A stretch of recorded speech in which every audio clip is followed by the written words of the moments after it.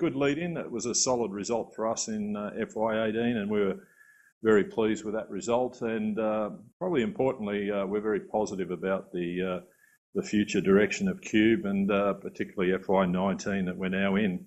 As you did mention, yes, really FY18 for us demonstrated the diversification that we've been talking about for a few years in terms of ensuring that we had diversification by product that we're handling, a combination of imports and export commodities, a geographic diversification, and into diversification into new products like we went into forestry in New Zealand, etc. So that diversification really came through with very strong forestry exports, very strong automotive imports into the country, very strong project cargo on the back of infrastructure projects, windmill projects, etc. around Australia.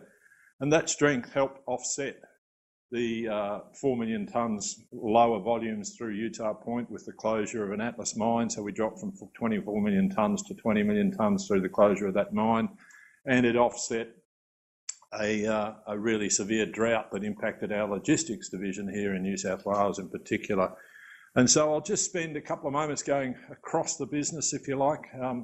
As our infrastructure and property group is starting to grow and the implementation of Moorebank, and in the future seeing stronger earnings, in the future you'll see us reporting around our underlying businesses, which is our traditional logistics and our ports and bulks divisions, reporting as one division. We'll still give clarity and transparency around numbers, but we have a chief operating officer appointed a bit over 12 months ago to run that underlying business and to get synergies across the businesses in the back office and IT and those sorts of things.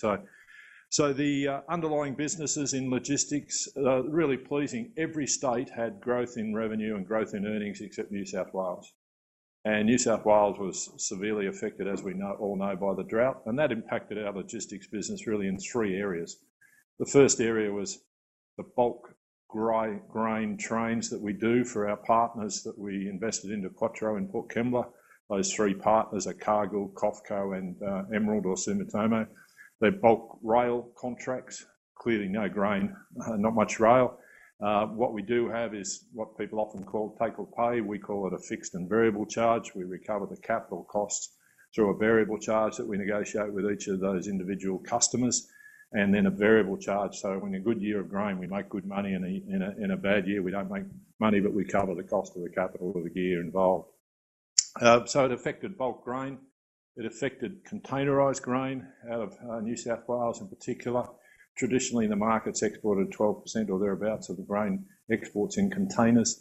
And thirdly, that loss of export containers really had some inefficiency or diseconomies of scale for us in terms of our model in logistics, where we are trying to touch the container as many times as we can from the day it's imported with an imported goods through to an importer customer, back to an empty container facility, back to an exporter for export commodities in it, and back to the port onto a vessel. And so when there's a significant reduction in export grain, you have some diseconomies of scale and you're handling more empties and you don't make much money out of empties, and we exported a lot more empties. And there's a graph in the pack trying to show the decline in export commodities out of New South Wales that really had that inefficiency.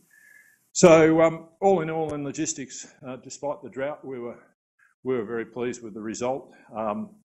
If I turn to ports and bulk, probably exceeded expectations in the market. It had a very good year, and we expect that to continue on the back of, as I talked about, really strong forestry product exports, automotive imports, motor vehicle imports, and the project-related cargo, offset by Utah Point, as I said earlier. So a very good year there.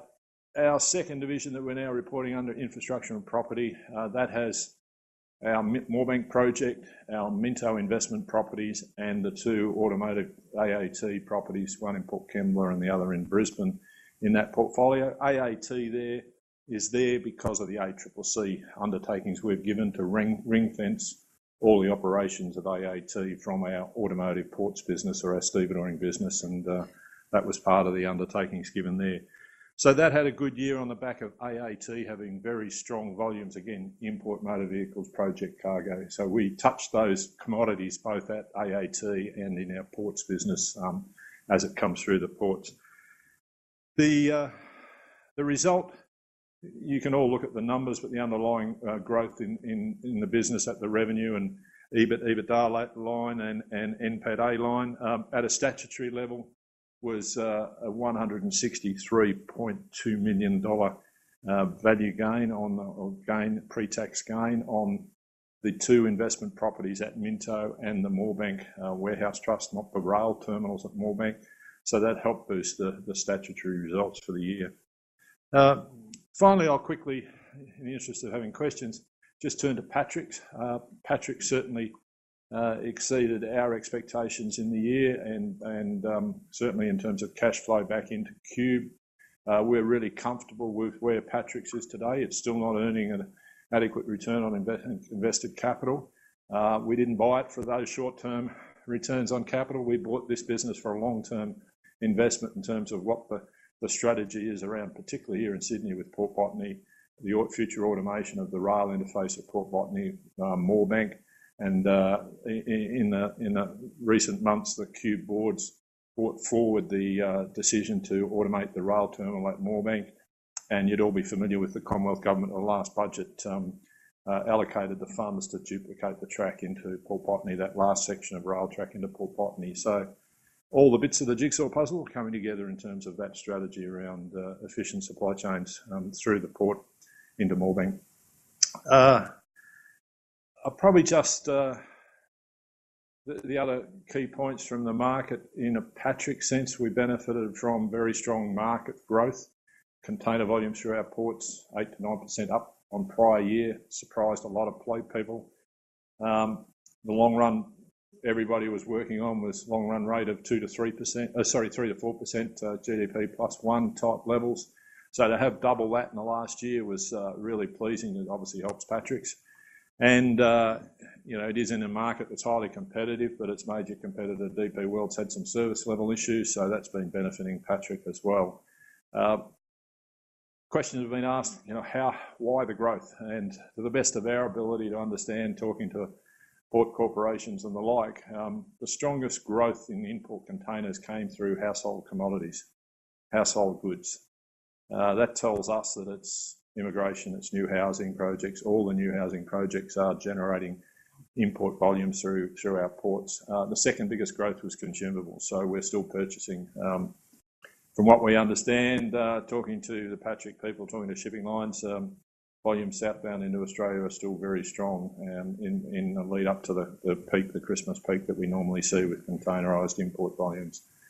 Probably the last thing I should just go back to Moorebank just to touch on a bit of interest around, always interest on future leases, and we have flagged a slight delay, 3 to 6 month delay in the rail terminal operations, not material to the project at all. That was always programmed to be well in advance of any new warehouse completion, and so even though we've slipped on the rail, we haven't really slipped on the warehouse, and there was never going to be much volume on the rail until you have your warehouses open at Moorebank anyway, so not material at all to the project. We do have a contractual dispute with the Commonwealth Moorebank Intermodal Company. I treat that as just any other contractual disagreement over interpretation under those contractual agreements, but that'll get sorted out through an agreed arbitration process. So all in all, we're still very confident around Moorebank and the interest that's in Moorebank.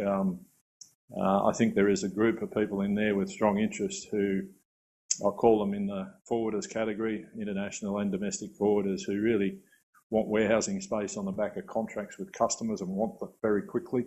And we haven't quite been ready without the train running and without the new warehouses there and the model being proven to the market yet. So I think we're a little early for those groups, but we expect in the next 12 months that to flow through to the Moorebank project.